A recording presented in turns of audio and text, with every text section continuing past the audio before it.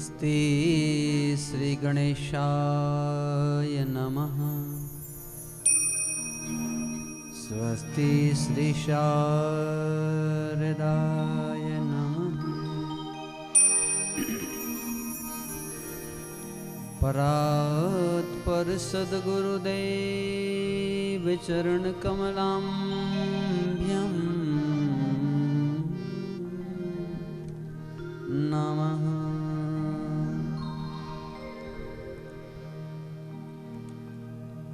वक्रतुंड महाकाय सूर्यकोटि समप्रभ निर्विघ्नं कुरु मे देव सर्वकार्येषु सर्वदा। हे कृष्ण करुणा सिंधु दीनबंधु जगतपते गोपेशं गोपिकाकान्तं राधाकान्त नमोस्तुते।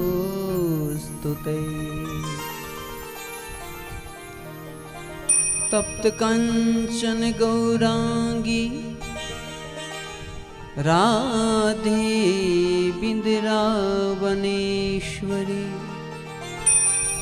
वृषभानुसुते देवी प्रणमामि हरिप्रिये। अखण्डमण्डलाकारं व्याप्तेन चराचरं तत्पदं दर्शितं येन तस्मै श्री गुरुवे नमः। गुरुर्ब्रह्मा गुरुर्विष्णु गुरुर्देवो महेश्वर गुरुर्साक्षात् परः ब्रह्म तस्मै श्री गुरुवे नमः।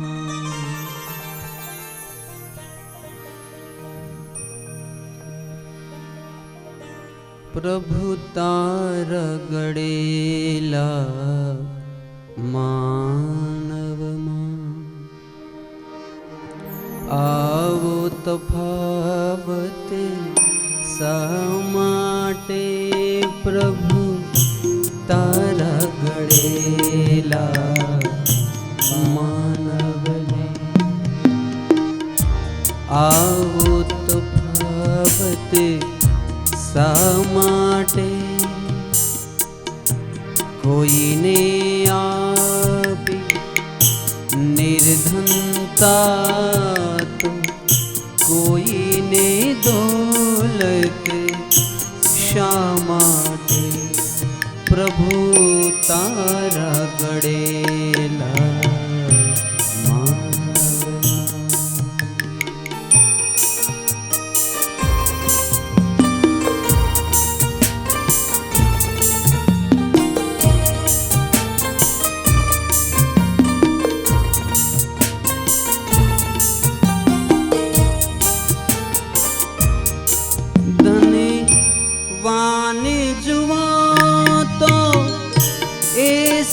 करे छे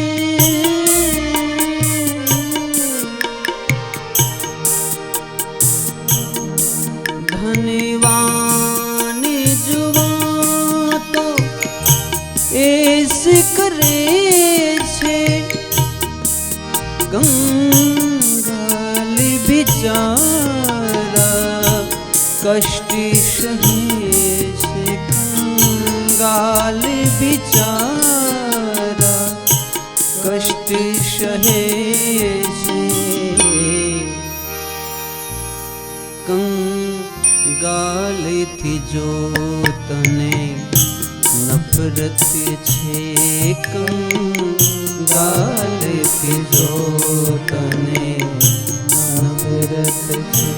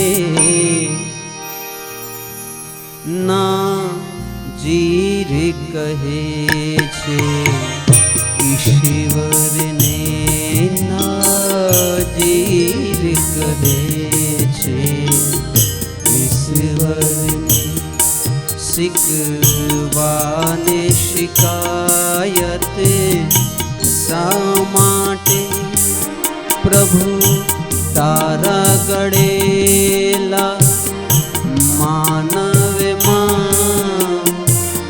આવો તફાવત શા માટે તારા ગળેલા માનવમાં પ્રભુ તારા ગળેલા માનવમાં પ્રભુ।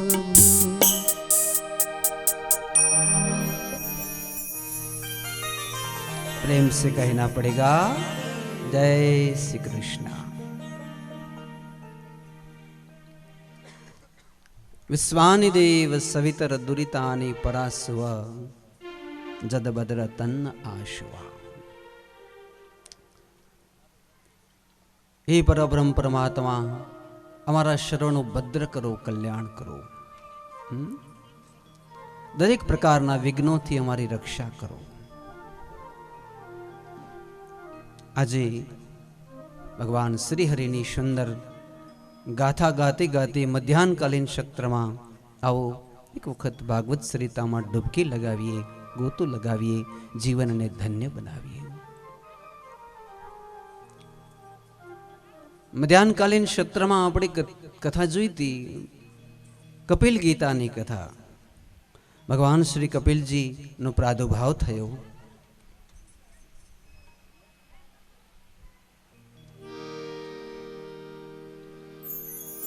चतुर्थ स्कंद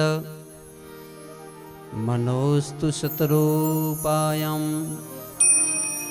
त्रिश्च कन्याश्च यज्ञिरे आकुति देवहूतिश्च प्रसूतिरीति विश्रुता। कथाजीनो प्रारंभ करिए। आप सर्वनो हृदयपूर्वक सत्कार करूँ छूँ। मारा परम मित्र अने आगला वर्षे जेमने घेर श्रीमद भागवत जी की कथा नो खूब आनंदपूर्वक रसपान कर्युं तेवा जयराम भाई दुधई थी पधार्या छे। खूब भाव थी जय श्री कृष्ण। साथे पधारेला गोपाल भाई धनजी भाई आप सर्वनो हृदयपूर्वक व्यासपीठ स्वागत करे छे। प्रेमपूर्वक जय श्री कृष्ण। आवो चार पुरुषार्थनी कथा सांभळीए। आपड़ा चार पुरुषार्थो छे धर्म अर्थ काम अने मोक्ष। पण आ चतुर्थ स्कंदमां चारे चार पुरुषार्थोनी कथा आवशे। धर्म केना जेवुं होवुं जोईए तो के सती अनसुया जेवुं धर्म होवुं जोईए कि साक्षात ब्रह्मा विष्णु ने महेश ने पण ए अनसुयाना पेटे नानकड़ा दीकरा थई धावण धावते धावते 3 अवतारो लेवा पड़े। केवो धर्म होवो जोईए सती अनसुया जेवुं कि भगवान ने पण विवश थई एने घेर बाळक बनीने अवतरण करवुं ज पड़े। आ मानी एटली महत्ता छे। तो अरज सुनी अमतणी भगवान वहेलो आवजे पुत्र पाके परमार्थी एवी माताओ निपजावजे। कवि कान कहे हूँ जंखू छू श्वासो श्वास में अम देश ने आर रमणी अमर छे इतिहास में। अमने एवी माताओ जोईए। केवी माता जोईए? पुत्र पाके परमार्थी परमार्थी पुत्रों ने आ संसार में अवनी ऊपर आम प्रकट करे। अमर गुरुजी अमने कहता के तमे आखा संसारनु दान दई दो चालो आखी जिंदगी उपवास करी अने तमे व्रत उपासना करो छतांय आ धरतीना ऋणमांथी तमे मुक्त नहीं थाओ। ज्यारे धरतीना ऋणमांथी त्यारे ज मुक्त थशो। श्रवण कावड़िया जेवा दीकरा आ संसारने तमे अर्पित करशो। रत्न जेवा दीकराओ जे आ धरतीनी सेवा करे नामने उज्जवल करे। बापा सीताराम जलाराम बापा આવા સુંદર સુંદર મહાપુરુષો મેકરણ જેવા દીકરાને જ્યારે માતાઓ ધરતી ઉપર અવની ઉપર અવતાર આપે ત્યારે માતા પિતાનું જીવન સાર્થક થયું કહેવાય અને એ ઋણમાંથી મુક્ત થઈ ગયા. આપણે જ્યારે આટલી મોટી અવસ્થાએ પહોંચીએ ત્યારે આપણા દીકરાઓ કંઈક એવું સુંદર કાર્ય કરતા હોય કે જે જોઈને આપણે સંતોષ થાય, તો આપણે એવું ન થાય કે જેને ધવડાવ્યા આપણું ધાવણ સાર્થક થયું, જે દીકરાને આપણે ખંભે બેસાડ્યા, પાપા પગલે શીખડાવ્યા, આપણે એના પપ્પા અને બાપ કહેવાયા, આજ આપણું પિતાપણું સાર્થક થયું. તમે તો સત્કર્મ કર્યું જ, પણ આ સંસારનું ઋણ ત્યારે જ તમે ઉતાર્યું કહેવાય કે સુંદર સંતાનોથી આ પૃથ્વીને શણગારી. કોઈક એવી દીકરી પ્રકટ કરી જે દેવહૂતિ હોય, જેના પેટેથી ભગવાન કપિલ પ્રકટ થાય. કોઈક એવી દીકરી પ્રકટ કરી જે સતી અનસૂયા હોય, જેને પેટેથી બ્રહ્મા વિષ્ણુ મહેશ જેવા ત્રિદેવતાઓ અવતાર ગ્રહણ કરે. તો તમારું જીવન અને જન્મ સાર્થક થાય. બાકી તમે કેટલા ધન સંપત્તિ એકઠા કરી લીધા, એમાં તમારા જીવનનું સાર્થક્ય નથી. કેવા સુંદર સંતાનો આ સૃષ્ટિને તમે આપ્યા, એમાં તમારા જીવનનું સાર્થક્ય છે. તમે જો અંબરીશ રાજા, હરિશ્ચંદ્ર રાજા, નહુશ રાજા, માધાંતા, દશરથ રાજા છે કે નહીં, કેવા કેવા સંતાનો જેની ગાથા અમે ભાગવતમાં બેઠા બેઠા, વ્યાસપીઠ ઉપર બેઠા બેઠા વંદન કરતે કરતે ક્ષત્રિયોના નામ લઈએ છીએ. સૂર્યવંશી, ચંદ્રવંશી, જે આ અવની ઉપર અવતરિત થઈને જેણે આ પૃથ્વીને આમ પુષ્પોની જેમ શણગારી. કોઈકે યજ્ઞો કર્યા, કોઈકે સત્કર્મો કર્યા, કોઈકે ધર્મની ધજાઓ ફરકાવી. સાહેબ જીવનનું સાફલ્ય કર્યું. તો માનવતાનું જીવન ત્યારે જ સફળ બને જ્યારે ચાર પુરુષાર્થો સફળ થાય. તો ધર્મ કેના જીવવું? આપણે ધાર્મિક ક્યારે કહેવાયા? અમારા ઋષભદેવ તો એમ કહે છે કે જો તમે તમારા દીકરામાં સંસ્કાર ન રેડી શકો તો વાંજિયા રહી જજો, પણ સંતાન પ્રકટ કરતા નહીં. સમજાડો? જો તમે તમારા દીકરાઓમાં સંસ્કાર રેડી શકતા નથી, એને સજ્જન બનાવી શકતા નથી, તો વાંજિયા રહી જજો.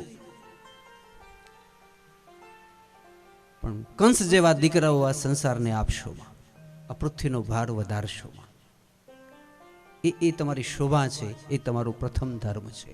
એવા દીકરાઓ આપી કે જેથી અવની પ્રસન્નિત બને.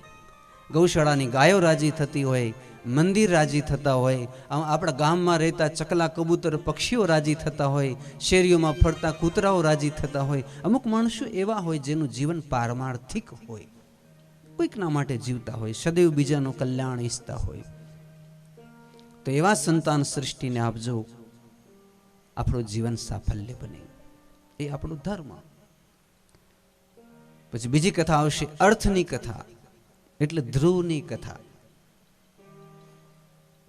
ધન કેવું કમાવશો? તો કે ધ્રુવજી જેવું.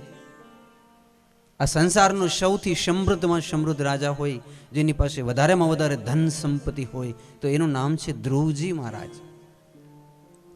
પણ કેવી રીતે ધન કમાયા?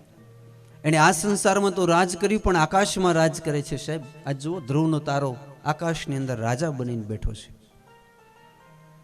કેવું અર્થ કમાવો, કેવી રીતે સામ્રાજ્ય કરવું, કેવી રીતે આખી સૃષ્ટિને મુઠ્ઠીમાં કરી લેવી.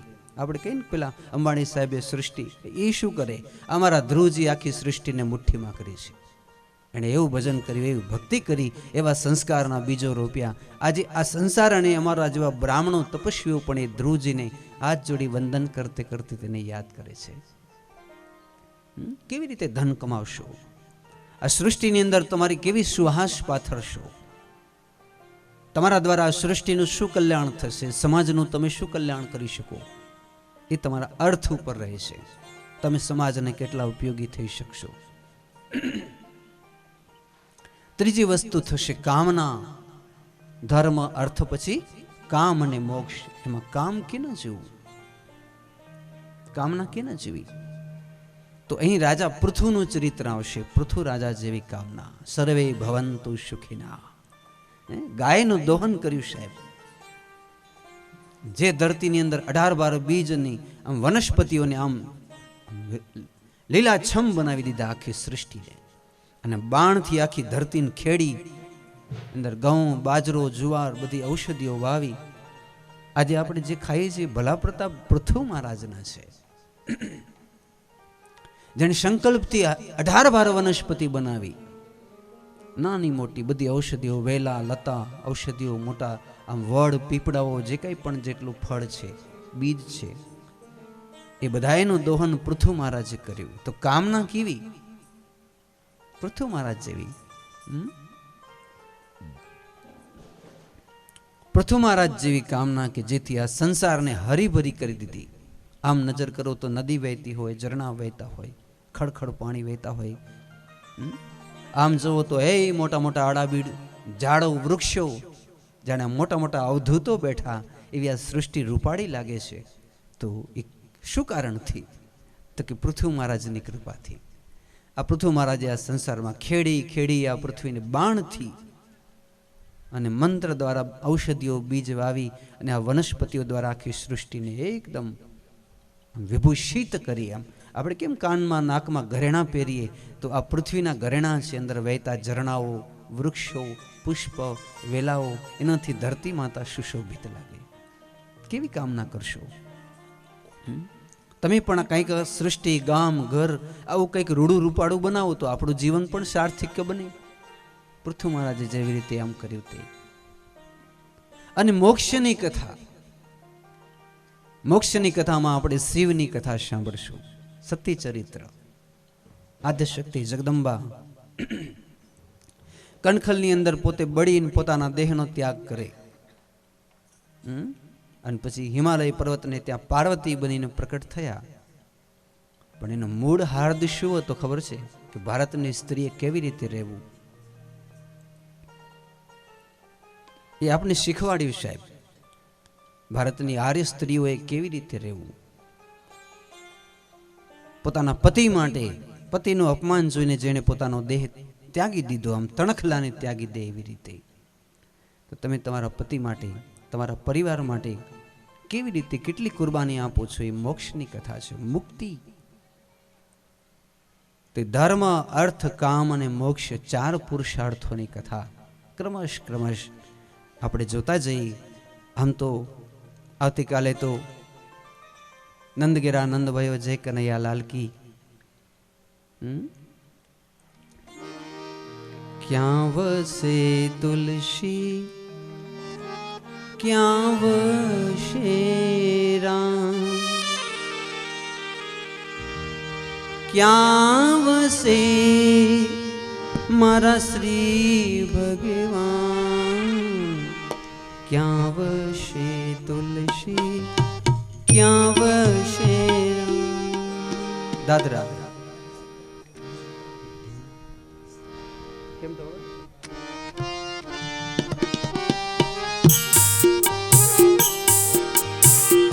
ક્યાં વસે મારા શ્રી ભગવાન, ક્યાં વસે તુલસી, ક્યાં વસે રામ, ક્યાં વસે તુલસી, ક્યાં વસે રામ.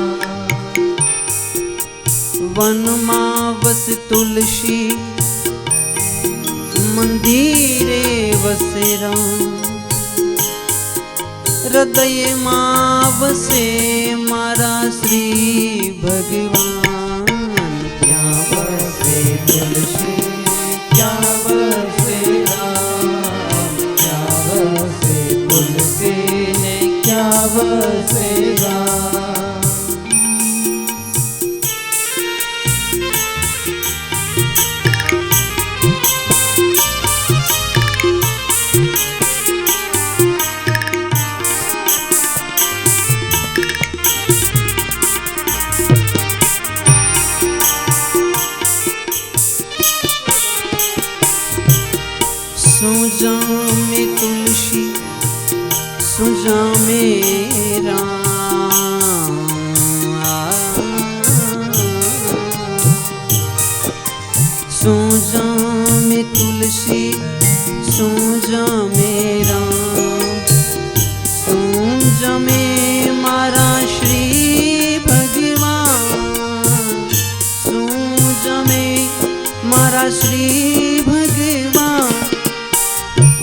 જમે તુલસી દહીં જમે રામ, દૂધ જમે તુલસી દહીં જમે રામ, માખણ જમે માખણ જમે મારા શ્રી ભગવાન, ત્યાં વસે તુલસી ત્યાં વસે રામ, ત્યાં વસે તુલસી ત્યાં વસે રામ, ત્યાં વસે તુલસી.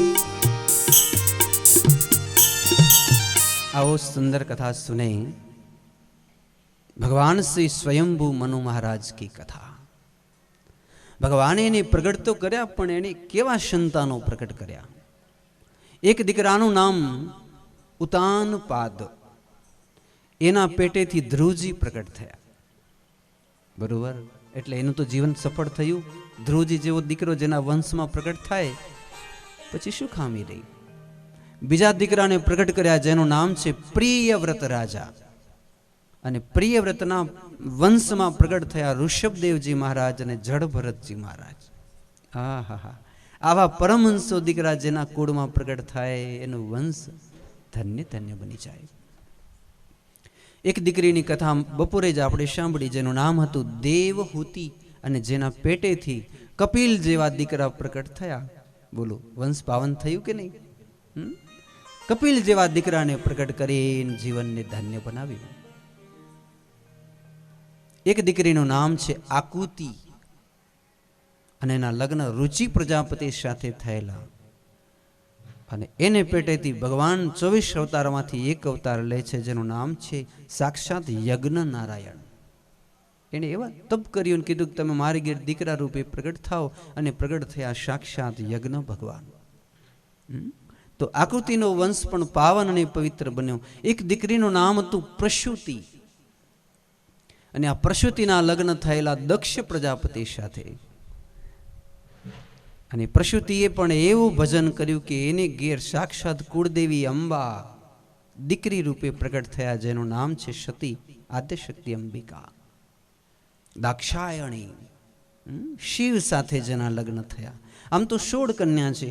એક અગ્નિને આપેલી છે, એક પિતૃઓને આપેલી છે, 10 ધર્મને આપેલી છે. બધી જ કન્યાઓ એવી છે કે જેનો વંશ અને કુળ અને કીર્તિ પાવન કરી છે. તો જેના વંશની અંદર આવા સુંદર સુંદર રત્નો અને પુષ્પો પ્રગટ થાય, તો કાળક્રમે આ ભાગવતજનો અમારા જેવા વ્યાસો એની કથા ગાશે. કાળક્રમે એની કથા ગવાશે. અત્રિ ગ્રહે સુરશ્રેષ્ઠા સ્થિતિ ઉત્પત્ત્ય હેતવ. ચંદ્રવંશ ક્યાંથી પ્રગટ થયો? તો કે બ્રહ્માજીના દીકરા અત્રિ, અને આ અત્રિજીના લગ્ન થયા છે દેવહૂતિની દીકરી અનસૂયાથી. આહા, દીકરીને જ્યારે વિદાય કરીને ત્યારે એ ઋષિને કરિયાવરમાં દેવા માટે આમ એની પાસે 5 રૂપિયા એવું ન હતું, પણ દીકરીને બાથ લઈને એની માં કહે છે કે હું જ્યારે 8 વર્ષની હતી અને મારા લગ્ન આ ઋષિ સાથે થયેલા ને બેટા, ત્યારે મારી માએ જે મને દહેજમાં આપ્યું હતું હું તને આપું છું. શું માં? તો કે પતિવ્રતા ધર્મ. મારી માતાએ મને પતિવ્રતા ધર્મ આપેલો, અને બેટી હું પણ તને એ જ આપું છું. તું તારા બાનાને દીપ આવજે, કુળને ઉજ્જવલ કરજે. અને સતી અનસૂયાએ પોતાની માની ચરણની ધૂલ પોતાના મસ્તકે લગાડીને કહે છે, માં હું તમારા વંશની કીર્તિને ઉજ્જવલ કરીશ. અને પછી પોતાના પતિને ઘેર આવ્યા. કથા સાંભળવા જેવી છે. અત્રિ આવીને ધ્યાનમાં બેઠા, અને પછી આમ ધ્યાનમાંથી ઉઠ્યા, સમાધિમાંથી જાગે ને, એટલે એમ કીધું, દેવી પાણી આપું. એટલે સતી અનસૂયા આમ જઈ દોડી, અને આમ એક કમંડળ હોય ને, ત્યારે તો ત્રાંબાના ને પિત્તળના એ ટાઈપના કમંડળ ભરીને દોડ્યા આમ ગંગાજળ લઈ.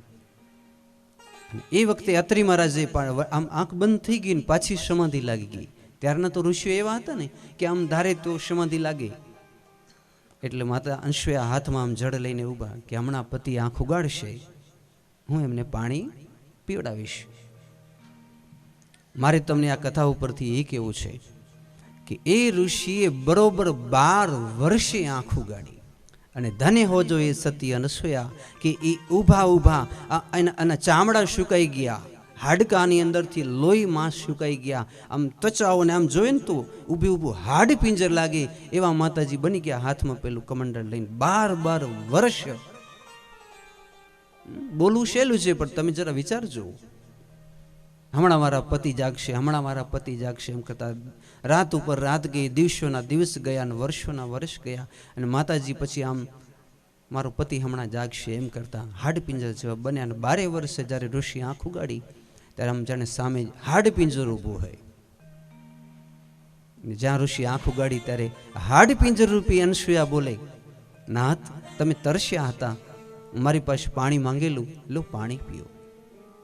ઋષિ તો ત્રિકા લગ્ન હતા. અરે દેવી, એ વાતને તો 12 વર્ષ વીતી ગયા, હું કઈ ન જાણું. મને તો એમ કે તમારી આજ્ઞા હતી પાણી પીવું તો મારું કર્તવ્ય છે, મારે તત્પર રહેવું. ઋષિ ઊભા થયા, એ કમંડલમાંથી જળ લઈને આમ અનસુયા ઉપર છાંટ્યું. ત્યાં તો આમ કંચન જેવી કાયા થઈ ગઈ. આમ જોગી લોકો જે માંગે ને કંચન જેવી કાયા, અદ્ભુત. અને પછી એ પાણી હતું એ 12 વર્ષ, એ પાણી કેવું અભિમંત્રિત થયો છે તમે વિચાર કરો. ક્યારેક ચિત્રકૂટ જાજો, ચિત્રકૂટમાં અત્રિ અને અનસુયાનો આશ્રમ છે, ધન્ય હોજો એની ધારણા. પછી ઋષિ કહે છે કે હું સ્નાન કરવા ગંગાજી જાઉં છું.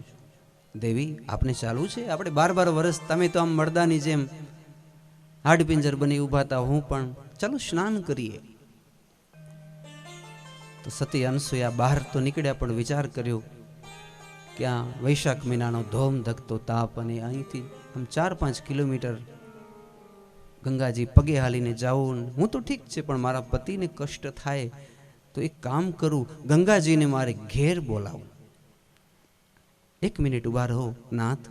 સતી અનસુયાએ હાથ જોડ્યા અને પ્રાર્થના કરી, મારું પતિવ્રતા ધર્મ અખંડ અટલ અને અવિચલ હોય તો હે જગદંબા ગંગાજી, મારા પતિવ્રતા ધર્મના પ્રભાવે મારા આંગણામાં તમે પ્રગટ થાઓ.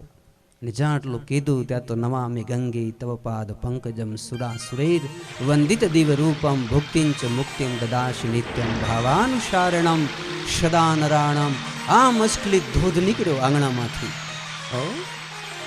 ભગવતી ગંગાજી પ્રગટ થયા, દર્શન આપ્યા. મગર ઉપર બેઠેલા, હાથમાં અમૃતના કુંભ. અનસુયે બેટી કુછ વરમ્બલહી, વરદાન માંગો. માં તમે પધાર્યા, મારે તમને વધાવવા માટે કઈ ચૂંદડી ચોખા મારી પાસે કશું નથી, હું પતિવ્રતા, મારા પ્રણામથી જ તમે બધું સ્વીકાર કરી લેજો. હા બેટી, દીકરી તારે શું જોઈએ? બોલે માં અમને દરરોજની અડચણ છે, અહીંથી અમારે સ્નાન કરવા સરયુ કાંઠે ક્યાંય ને ક્યાંય દૂર જવું પડે, તો એક કૃપા ન કરો? તમે આવ્યા છો તો હવે અહીંયા જ રોકાઈ જાઓ. મને વચન દેવ કે હવે તમે અહીંથી જશો નહીં, બસ મારે એટલું જ જોઈએ. ગંગાજી કહે છે તથાસ્તુ. અનસુયા, કાળક્રમે હું વચન આપું છું, તમે આ સૃષ્ટિ ઉપર નહીં હો, છતાંય અમે આ સૃષ્ટિ હશે ત્યાં સુધી તમારા આંગણામાં રહીશું, જ્યાં સુધી સૃષ્ટિ હશે. અને આજ પણ એ ચિત્રકૂટ જાય અને આંગણામાં જોવે તો એ જ ભગવતી ગંગા અનસુયાના આંગણામાં કિલ્લોલ કરે છે. ધન્ય હોજો એ પતિવ્રતા. તો ઋષિ રાજી થયા અને કહ્યું, ગંગાજી આંગણે પધારે, હવે ક્યાંય જવાની શું જરૂર? તો સ્નાન કર્યા, ધ્યાન કર્યા, ગંગાજીને વધાવ્યા, કીર્તન કર્યા, કમંડલ ભર્યા. દેવી ચાલો હવે સાથે જઈ અને આપણે શિવના મંદિરે જઈ શિવની આરાધના કરીએ. તો સ્નાન કરતે કરતે અનસુયાને થયું કે આંગણામાં ગંગાજી આવ્યા તો શું શિવ નહીં આવે? ચાલને પ્રાર્થના કરું તો મારા પતિને એટલી તકલીફ નહીં, આમ દૂર દૂર સુધી શિવાલયમાં જવું. તો આમ સ્નાન કરતે કરતે હાથ જોડ્યા. પશુના પતે પાપનાશમ પરેશમ ગજેન્દ્ર સુકૃતિમ વસાનમ વરેણમ જટાજૂટ મધ્યે સ્ફુરદ ગાંગવારે મહાદેવ મેકમ સ્મરારે સ્મરારે મહેશમ સુરેશમ સુરારાર્તિનાશમ વિભુ વિશ્વનાથમ વિભૂત્યાંગભૂષમ ચંદ્રાક્ષમિન્દ્રમ વહની ત્રિનેત્રમ સદાનંદ મિંડે પ્રભુ પંચવક્રમ. આમ ભગવાન શિવ પ્રગટ થઈ ગયા.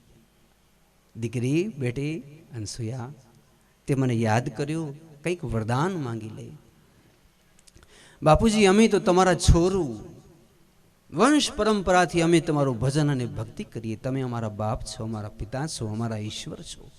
અમારે દોડી દોડી તમારા શિવાલયમાં દૂર દૂર સુધી પ્રણામ કરવા આપની વંદના કરવા આવવું પડે તો મારી અંતરની એવી ઈચ્છા છે કે નાથ, જેમ ગંગાજી કાયમને માટે મારા આંગણામાં રોકાઈ ગયા, હે કૃપાલુ, હે પરમેશ્વર, હે મહેશ્વર, હે શિવ, આ ભગવતી પાર્વતી સહિત મારા આંગણામાં અહીં આપ પ્રગટ થાઓ, ચિરાકાલ માટે, સદાકાળ માટે અહીં રહો.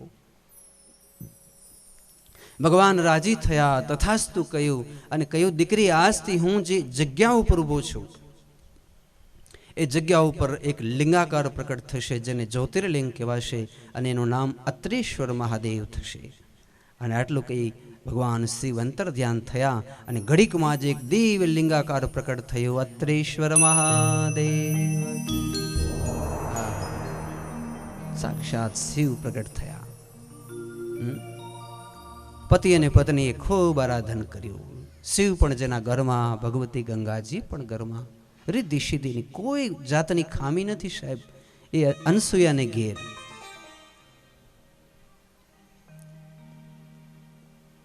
અને આની જ્યારે આવી ભજન અને ભક્તિ જ્યારે તપી, ત્યારે સ્વર્ગની અંદર ઇન્દ્રનો ઇન્દ્રાસન ડોલે, બ્રહ્માજી કમળના પાંદડા ઉપર બેઠા આમ ડોલી જાય. ધન્ય અનસૂયા, શું તારું ભજન અને ભક્તિ છે બેટી, તે તારું કુળ અને જીવન દીપાવ્યું છે. તો ત્રણ દેવીઓએ પ્રાર્થના કરી બ્રહ્મા, વિષ્ણુ, મહેશને કે આપ કૃપા કરીને એની પરીક્ષા કરો. હવે જો આ ત્રણેય દેવીઓના આગ્રહથી ત્રણેય દેવતાઓ આમ અવધૂતના વેશ લઈ અનસૂયાના આંગણે પધાર્યા ચિત્રકૂટમાં. આમ એક બાજુ ગંગા વહે, એક બાજુ શિવની અખંડ જ્યોતિ જલે અને ત્યાં ત્રણ દેવો પધાર્યા, બ્રહ્મા, વિષ્ણુ, મહેશ. આમ મોટી મોટી જટાઓને અવધૂતના વેશ. અનસૂયે ભવતી ભિક્ષામ દેહી, ભિક્ષા આપો. અત્રીમાં રાજગેર નથી, આમ ધ્યાનમાં બેઠેલા છે. અનસૂયાજીએ દર્ભના આસન પાથરી આમ ચરણ ધોઈ મહાપુરુષોને બિરાજમાન કર્યા. આમ વાંસની ટોપલીઓ ભરી ભરીને ફળ મૂક્યા. લ્યો પ્રભુ, અવધૂત મહારાજ ભિક્ષા આરોગું. ત્યારે ભગવાન વિષ્ણુ બોલ્યા કે દેવી, અમે ન જાણે કેટલાય વર્ષોથી ભૂખ્યા તરસ્યા છીએ. અમારાથી અજાણતા એવી પ્રતિજ્ઞા લેવાઈ ગઈ છે. એવી બે ત્રણ કથાઓ છે અલગ અલગ પુરાણમાં. એમાં એક કથા એવી છે કે અમે હજારો વર્ષથી ભૂખ્યા છીએ ને અમારી એવી પ્રતિજ્ઞા છે કે કોઈ પતિવ્રતા સ્ત્રી અમને ધવડાવે તો એ માતાના દૂધથી જ અમારે પારણા કરવા. એવી મેં કથા સાંભળેલી છે. તો સતી અનસૂયા વિચારે, આ તો અવધૂતો તો ભલે વંદનીય છે, ભગવાન ઈશ્વરનું સ્વરૂપ, પણ છતાંય હું પતિવ્રતા અને ધવડાવું એ તો દીકરાને ધવડાવી શકાય, આની સામે હું મારા શરીરને કેમ પ્રદર્શિત કરી શકું? ધર્મ સંકટ છે મહારાજ, આવું હું નહીં કરી શકું. તો ભગવાન વિષ્ણુ બોલ્યા કે દેવી, વર્ષોથી ભૂખ્યા અતિથિ કોઈ આંગણે આવે, તમારી પાસે સામર્થ્ય હોય અને છતાંય જો તમે ના પાડો કે હું નહીં કરું, તો તમારો પતિવ્રતા ધર્મ હોય કે કોઈ પણ 5-7 પેઢીનો ધર્મ હોય, એ ધર્મ તરત જ નષ્ટ થાય છે. તો યા તો અમને ભિક્ષા આપો ને યા તો તમારો ધર્મ નષ્ટ થાઓ, અમે શ્રાપ દઈએ. હવે શું કરવું? પછી સતી અનસૂયા આંખો બંધ કરી પોતાના પતિના ચરણનું ધ્યાન ધર્યું કે હવે મારે આમાં શું કરવું આ ધર્મ સંકટમાં. અંદરથી એવી પ્રેરણા થઈ કે કદાચ પતિવ્રતા સ્ત્રી 6 માસના બાળકને ધવડાવે તો એ પતિવ્રતા સ્ત્રીનો પતિવ્રતા ધર્મ નષ્ટ થતો નથી. આટલી એને સમજાણી આમ આકાશવાણી અંતરમાં થયેલી. તો સતી અનસૂયા વિચારે કે વાત તો સાચી, આ 3 અવધૂતોને જો 6 માસના બાળક બનાવી દઉં તો પછી એને જે પારણા કરવા છે દૂધથી જરૂર કરાવી શકીશ. અને હાથમાં જળ લઈને સંકલ્પ કર્યા કે મારો પતિવ્રતા ધર્મ અખંડ, અટલ, અવિચલ હોય. મન, કર્મ, વચનથી પતિદેવ અત્રિ સિવાય હું કોઈને પણ ઈશ્વર કે ભગવાન જો ન માનતી હોઉં, તો આ સામે બેઠેલા 3 અવધૂતો 6 માસના બાળક બની જાય. શું બની જાય? 6 માસના બાળક. અને જ્યાં અનસૂયાએ પ્રતિજ્ઞા કરી ત્યાં તો બ્રહ્મા, વિષ્ણુ, મહેશ 6 માસના બાળક થઈ ગયા. લાવો હવે તમે 100 વર્ષના જે ભૂખ્યા છો ને, લાવો તમને પારણા કરાવો. અમુક વિદ્વાનો એમ કહે છે કે એ વખતે માતા અનસુયા પોતાના પતિવ્રતા ધર્મના પ્રભાવથી એણે દૂધ પ્રગટ કર્યું. નહીં તો એવું છે કે જ્યારે માતા કોઈ બાળકને જન્મ આપે ત્યારે જ દૂધ હોય, પણ આ કથામાં તો એમ કહ્યું છે કે સતી અનસુયા દૂધથી પારણા કરાવે છે, ત્રણેય દેવતાઓને પોતાની પ્રતિજ્ઞા પૂર્ણ કરે છે. પછી વિચાર કર્યો હવે આની પ્રતિજ્ઞા તો પૂર્ણ થઈ, પણ હવે આને મૂકવા ક્યાં? આ બાળક ક્યાં જશે? અત્રી મહારાજ પધાર્યા. અત્રી ઓળખી ગયા દેવી આ કોઈ સામાન્ય અવધૂત નથી, આ તો બ્રહ્મા વિષ્ણુ મહેશ છે. તરત જ એમણે આમ જે વિશ્વકર્મા પાસેથી એવા અદ્ભુત પારણાઓ મંગાવ્યા, જેમાં બ્રહ્મા વિષ્ણુ મહેશને પોઢાડ્યા. અને અત્રેને અનુસૂયા ખૂબ ભાવથી આમ ત્રણેય દેવતાઓને ઝુલાવે છે. અને આંખનો પલકારો મારી એટલી વારમાં આમ સુખના દિવસો કેમ ઘડીકમાં નીકળી જાય એમ 15 દિવસ થઈ ગયા. હવે આ બાજુ ત્રણ દેવીઓ ઉપર વિચાર કરે, મહાકાલી, મહાલક્ષ્મી, મહાસરસ્વતી, કે આ ત્રણ દેવ ગયા એને 15 દિવસ થયા. હવે પાછા કઈ સમાચાર નથી કે ક્યાં ગયા, શું થયું, પરીક્ષા લીધી ન લીધી કઈ. તો ચાલો નારદને પૂછીએ. નારદજી પ્રકટ થયા. બેટા નારદ, આ ત્રણેય દેવતા વિશે તું શું જાણે છે? એ પરીક્ષા લેવા ચિત્રકૂટમાં અનસુયાને ભવન ગયેલા, હજી કઈ સમાચાર નથી. નારદજી હસવા લાગ્યા, ત્રણેય દેવીઓને પ્રણામ કર્યા. મહાકાલે, મહાલક્ષ્મી, મહાસરસ્વતી નમઃ. માં પહેલે મને વચન આપો કે તમે શ્રાપ નહીં દો તો તમને બધી જ કથા કહું. અભય આપ્યું. માં હું ગઈકાલે જ દર્શન કરવા માટે ગયો, કારણ કે ભગવાન વૈકુંઠમાં નથી તો મને તો ભગવાન વિના પલવારે ગમે નહીં. વારંવાર દોડી દોડીને હું તો અત્રિના આશ્રમમાં જઈ ઠાકરજીના દર્શન કરી આવું. પણ એ અનસુયાએ ત્રણેય દેવતાઓને પતિવ્રતા ધર્મના પ્રભાવથી 6 માસના બાળક બનાવી દીધા છે. અને માં કાલે હું ગયેલો ત્યારે મેં પ્રણામ કર્યા કે ઠાકરજી એમ કરતા 15 દિવસ થઈ ગયા, હવે વૈકુંઠ ક્યારે પધારશું? તો પારણામાં સૂતેલા ઠાકરજી કીધું કે અત્રી મહારાજના ખોળામાં સૂતા છે એ શિવ છે, એને પૂછો. એ કહે છે તો આપણે હમણાં ચાલીએ. તો નારદજીએ ભગવાન શિવને પ્રાર્થના કરી, હે કૈલાશપતિ, માં પાર્વતી રાહ જોવે છે, ક્યારે ચાલુ છે કૈલાશ? તો ભગવાન શિવ કહે છે હું તો અજન્મા છું, મારે કોઈ માં નથી, મારે કોઈ પિતા નથી, દાદા નથી, દાદી નથી, હું એકલો અદ્ભુત મૂળ રૂપે પ્રકટ થયો. તો મને તો ખબર નથી કે માં એટલે શું, માનો ખોડો એટલે શું, માનું ધાવણ એટલે શું, માનું વાત્સલ્ય એટલે શું, આમ છાતી લગાવીને ચુંબન ભરીને ત્યારે જે આનંદ આવે એ શું, એ મને કાંઈ ખબર નથી. પણ આ અનસુયા વારંવાર ધવડાવે છે, કંઠે લગાડે છે, હજારો ચુંબનોથી મને નવડાવે છે, અને મને એટલું તો આનંદ થાય છે કે મને કૈલાશની યાદ આવતી નથી. તો મારી તો એવી ઈચ્છા છે કે જ્યાં સુધી અનસુયા મને આ ભાવ અને પ્રેમથી આ નવડાવતી રહેશે, હું તો અહીં જ રહીશ, અનસુયાના ખોળામાં. પણ પૂછો તો પેલા બ્રહ્માજીને અનસુયાના ખોળામાં સૂતેલા. દાદા, હે ચતુર્ભુજ, હે ચતુર્વક્ત્ર, અંશ ઉપર બિરાજમાન, હે સાક્ષાત ગાયત્રી પતે, કહો ના ક્યારે આવશો આપ ગાયત્રી લોકમાં? બ્રહ્માજીએ આંખ ઉગાડી કે આ તો નારદ છે. દીકરા, દર્શન કરવા માટે આવ્યો? હા બાપુજી. બધા એમાં માતાજી રાહ જોવે. સપ્ત ઋષિઓ, સનત કુમારો એમ કહે છે કે દાદા ક્યાં ગયા, ચાલો જલ્દી. બ્રહ્માજી કહે છે કે મેં ક્યારેય પણ અવતાર નથી લીધા. ઓ પેલો ઠાકર છે ને, એ તો વારંવાર અવતાર લે છે, વારંવાર માના ખોળામાં ઝૂલે છે. પેલો મહાદેવ અને હું, અમને તો આજે જ અવસર મળ્યો છે કે માનો પ્રેમ શું હોય, પિતાનો વાત્સલ્ય શું હોય. તો મને પણ એવી ઈચ્છા છે કે હું ઘણા બધા સમય સુધી માતા પિતાના સ્નેહને પ્રાપ્ત કરતો રહું. તો નારદજી કહે છે કે આ પ્રમાણે મેં કથા સાંભળી હતી, અને પછી થોડાક સમય આમ ત્યાં હું ઊભો હતો, અને પછી અત્રિના અનસુયા આમ એકબીજા ચર્ચા કરતા હતા કે આજ 15 દિવસ થયા, અને ઋષિ હમણાં જ 15 વર્ષ થશે, હમણાં આ જુવાન થઈ જશે, એક કામ કરીએ, આમના માટે યોગ્ય કન્યાઓ શોધીએ, એટલે આમના લગ્ન કરવા પડશે ને. તો માતાજી હવે અમને તો એવું લાગે છે કે ત્યાં લગ્ન થઈ જશે ને બધું થશે, તમારે વૈકુંઠમાં બેઠા બેઠા રામ ભજ્યા રાખો, બાકી એ પતિવ્રતાના પ્રભાવથી એ તમને મળશે નહીં બ્રહ્મા વિષ્ણુ મહેશ. માતાજી એકબીજાના સામે જોઈએ કે વાત તો સાચી છે, તો હવે આપણે બેનો શું કરવું જોઈએ? તો કે એ નારદને જ પૂછો. કહે ને નારદ બેટા શું કરીએ?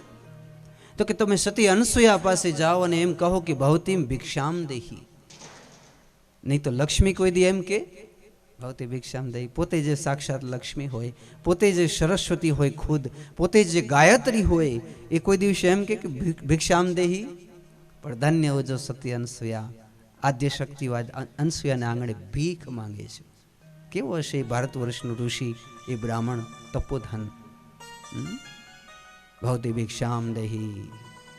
સતી અનસૂયાએ આમ દર્ભના આસન વછાવ્યા, ચરણ ધોઈ ચરણામત લીધું. હે જગદંબાઓ, હે જોગીનીઓ, ભલે પધાર્યા, કહો હું આપની શું સેવા કરું? ભિક્ષાઓને ટોપલીઓ રાખી, આપ ભોજન કરશો? શું કરશો? અનસૂયા, અમારે તારી પાસે એક વસ્તુ જોઈએ, પણ તું પહેલે વચન દે કે આપીશ તો માંગીએ, પછી અમારી વાણી નિરર્થક જાય. અનસૂયા કહે પણ તમે તો શું માંગશો? અરે અનસૂયા, તું તો સામર્થ્યવાન છો, અમે તારાથી જે શક્ય હશે એવું જ માંગશું.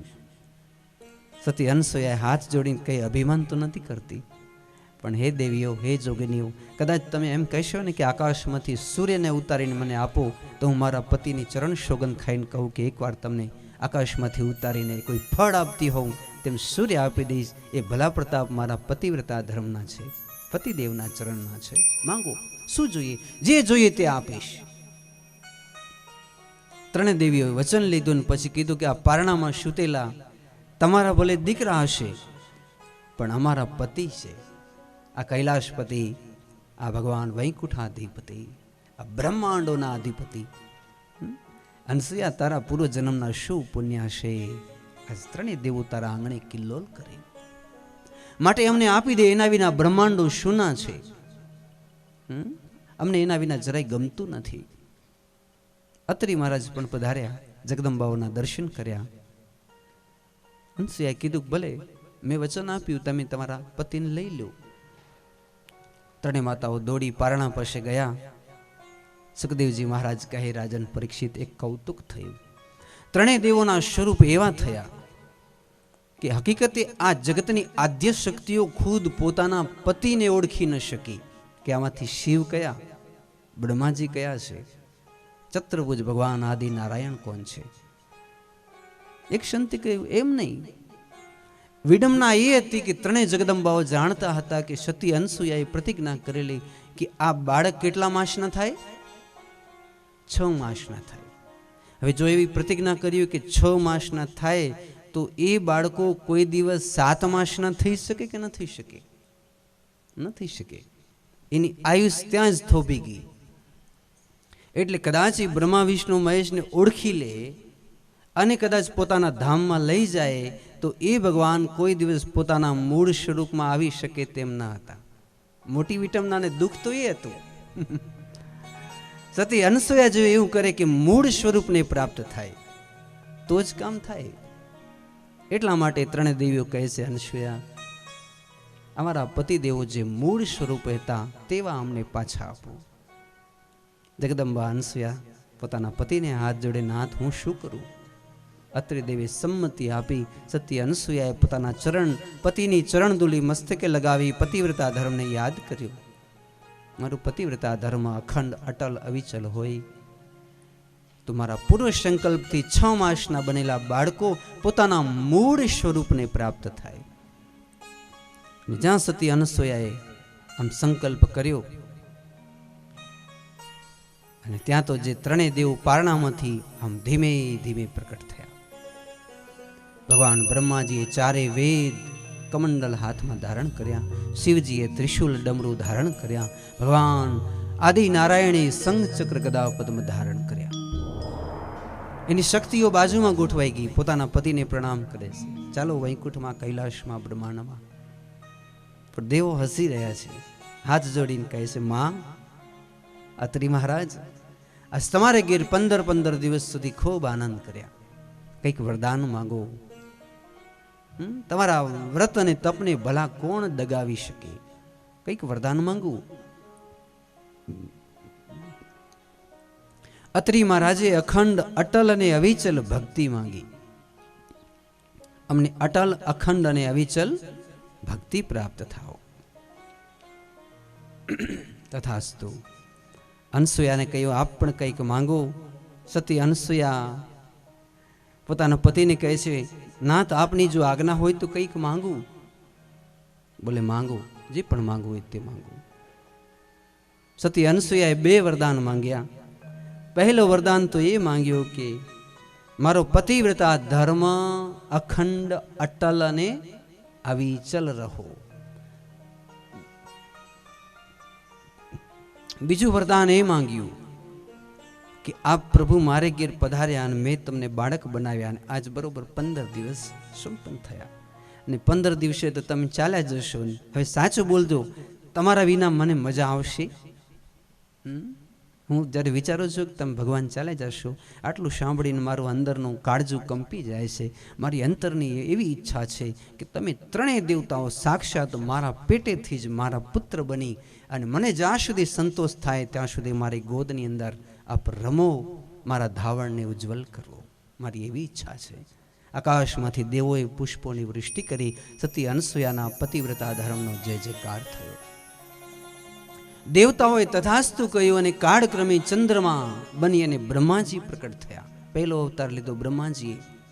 અત્રિના પુત્ર ચંદ્ર અને એમાંથી થયું ચંદ્રવંશ.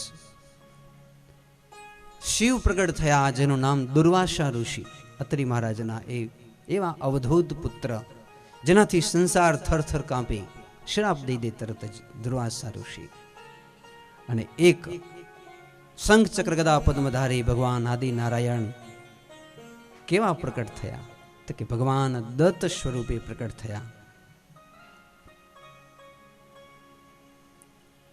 તો 24 અવતારમાંથી એક અવતાર દત્ત અવતાર. અને સતી અનસૂયાએ આ સૃષ્ટિને કેવી તો ઉજ્જવલ કરી, એવી તો પાવન કરી. ઋષિઓ કહે છે કે જ્યાં સુધી સતી અનસૂયા જેવું એક તપોધન, એક તપસ્વી આ સૃષ્ટિમાં હોય ત્યાં સુધી ધરતીને અને શેષ ભગવાનને આ ધરતીનો ભાર લાગતો નથી સાહેબ. આવા જતી તપસ્વી ઋષિ મુનિઓ જેવા તો ધન્ય હોજો એ મહાપુરુષોની દિવ્ય ગાથા, ધન્ય હોજો એ જગદંબાના સુંદર ગુણાનુવાદન કીર્તન, જે કરવાથી જીવન ધન્ય ધન્ય બને છે. તો આ પ્રમાણે સતી અનસૂયાનો અદ્ભુત દિવ્ય ચરિત્ર ગાથા ગાઈ. હવે આપણે શિવજીની ગાથા તરફ જઈએ. બીજા અધ્યાયમાં આમ તો ટૂંકમાં જ કથા છે, પણ આજે અત્યારે આપણે કથા કહીને ભાગવતમાં નથી, બ્રહ્મપુરાણમાં આપેલી છે કથા. પણ બધા જ કથાકારો આ સતી અનસૂયાના ચરિત્ર ખૂબ ભાવથી કહેતા હોય છે અને આપણી ભક્તિમાં વધારો કરે. એકવાર જય જયકાર કરીએ. બોલીએ દત્ત ભગવાન કી. આવો શિવજીની કથા સાંભળીએ. ભવે શીલવતમ શ્રેષ્ઠે દક્ષો દ્રુહિત વત્સલ વિદ્વેષમ કરોત કસ્માત ધૃત્યામાત્મજામ શતે. ધન્ય હો જોઈએ સતી. મારે તમને એ કહેવું છે કે આપણા લગ્ન થઈ ગયા હોય, આપણે સાસરે હોઈએ અને આપણે પિયરમાં જઈએ ત્યારે આપણા પિયરવાળા એમ કે તારો સસરો તો સાવ નકામો છે, તારી સાસુ તો સાવ ખડૂસ છે, અને તારો પતિ જેની અંદર ઢીંગલાની અકલ નથી, સાવ અકલ માઠો છે. આ ક્યાં તારા કર્મ ફૂટેલા કે આ બધું થઈ ગયું? તો તમારે શું કરવું જોઈએ? આ કથા આપને એ શીખવાડે. એમ કદાચ કહી દે કે ભાઈ આ કેમ થઈ ગયું, તો તમારે શું કરવું જોઈએ? સતીનું પણ એમ જ છે. જ્યારે એના લગ્ન થયા ત્યારે દક્ષ પ્રજાપતિ વારંવાર એમ કે મારા ભાગ્ય ક્યાં ફૂટેલા, સતી તારા લગ્ન શિવથી કર્યા, શમશાનમાં રહે, કપડાં પહેરે નહીં, પેલા ચામડા પહેરીને બેઠો હોય, વ્યાગંબર ને ભસ્માંબર, બધાય ચંદનના તિલક કરે ત્યારે શમશાનની વાની માથે ચોડીને બેઠો હોય. કોઈક પિતાંબર પહેરે તો પેલો વ્યાગંબર પહેરે, અને કોઈક પેલા રત્નની કૌસ્તુભની માળા પહેરે ત્યારે આ ખોપરીઓની માળા પહેરે, કોઈક હીરા માણેક મોતીના મુગટ પહેરતા હોય, તો 27 પ્રકારના અલગ અલગ શાપો અને કાન ખજૂરા અને વીછીઓના ઘરેણા પહેરે. આખા શરીર ઉપર 27 પ્રકારના અલગ અલગ આમ આમ એક કમરમાં આમ સર્પ બાંધેલો, અને આમ એવી અદ્ભુત શિવની કથા છે આમાં. તો સતી છે શું સાંભળી લેતી હશે પોતાના પતિની નિંદા? તમને શું લાગે છે? એટલે જેને પોતાનો સંસાર દીપાવવો હોય, પોતાનો સંસાર બગાડવો ન હોય, એણે પોતાના માતા પિતાને કહી દેવું કે હવે પછી હું જ્યારે તમારા ઘેર આવું ને જો તમે મારા સાસુ સસરા કે મારો પતિને આવી રીતે જો નિંદા કરવી હોય ને તો તમારા ઘરનું પાણી હરામ કરીને જઈશો. તમે શું સમજો તમારા મનમાં? મારો પતિ આવો છે ને અક્કલ નથી ને તારી સાસુ આવીને સસરા આવા છે.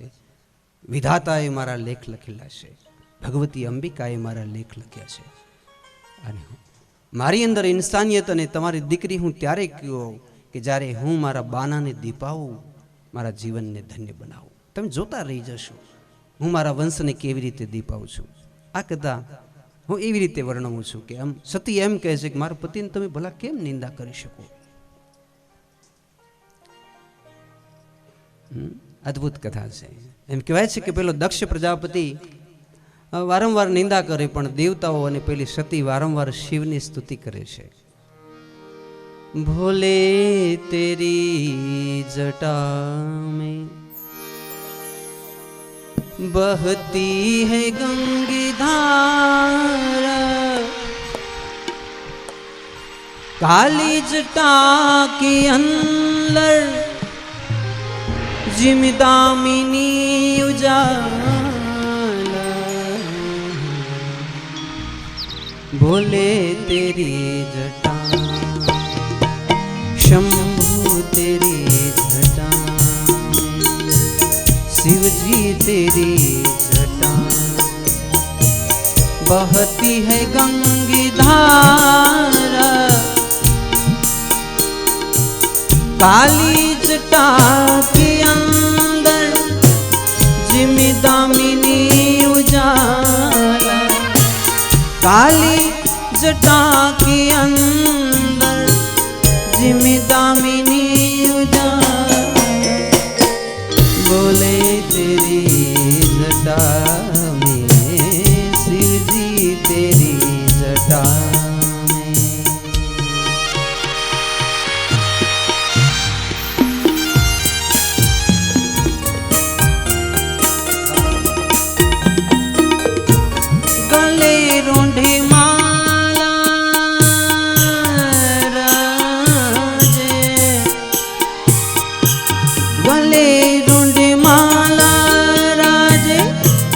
शशि भाल में विराजे, शशि भाल में विराजे,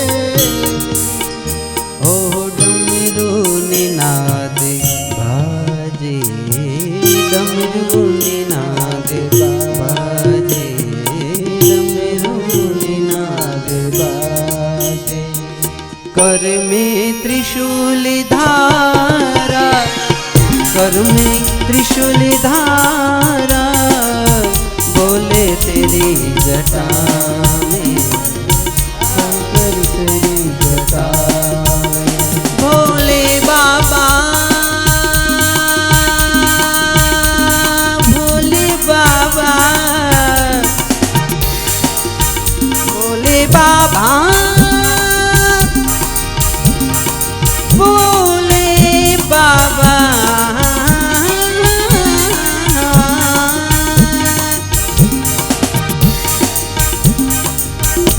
मृग चार में आसन धारी, वृषराज पे सवारी, वृषराज पे सवारी, वृषराज पे सवारी, निज भक्त दुखे हारी, निज भक्त दुखे हारी, निज भक्त दुख हारे। कैलाश में बिहार, कैलाश में बिहारा, कैलाश में बिहारा, बोले तेरी जटा में, बोले तेरी जटा में।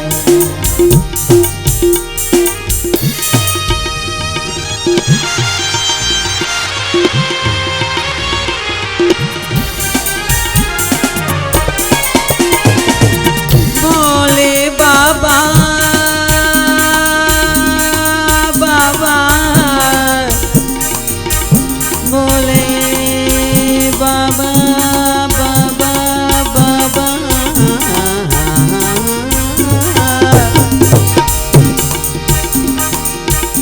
शिव नाम जो उचारे, सब दोष पाप टारे, सब दोष पाप टारे, सब दोष पाप टारे। शिव नाम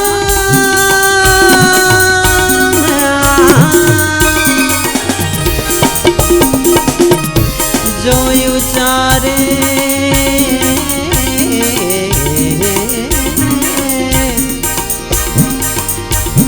सभी दोष पाप तारे, सब दोष पाप टारे, सब दोष पाप टारे। ब्रह्मानंदे न विशारे, ब्रह्मानंदे न विशारे, ब्रह्मानंदे न विशारे।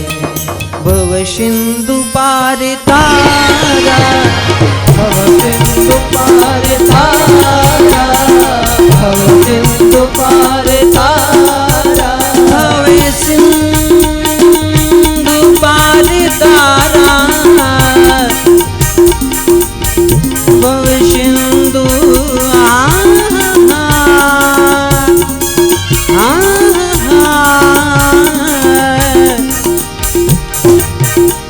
भव सिंधु पार तारा, भव सिंधु पार तारा। बोले तेरी जटा में शंकर तेरी जटा, बहती है गंगाधारा, बहती है गंगाधारा। बोले तेरी जटा में, बोले तेरी जटा में, बोले तेरी जटा। कागेश्वर महादेव की। पवन मंद सुगंध शीतल हेम मंदिर शोभितम्, निकट गंगा बहुत निर्मल बद्रीनाथ विशंबरम्। शेष सुमिरन करत निश दिन धरत ध्यान महेश्वरम्। वेद ब्रह्मा करत स्तुति बद्रीनाथ विशंबरम्। कैलाश में एक देव निरंजन, शैल शिखर शोभिनम्।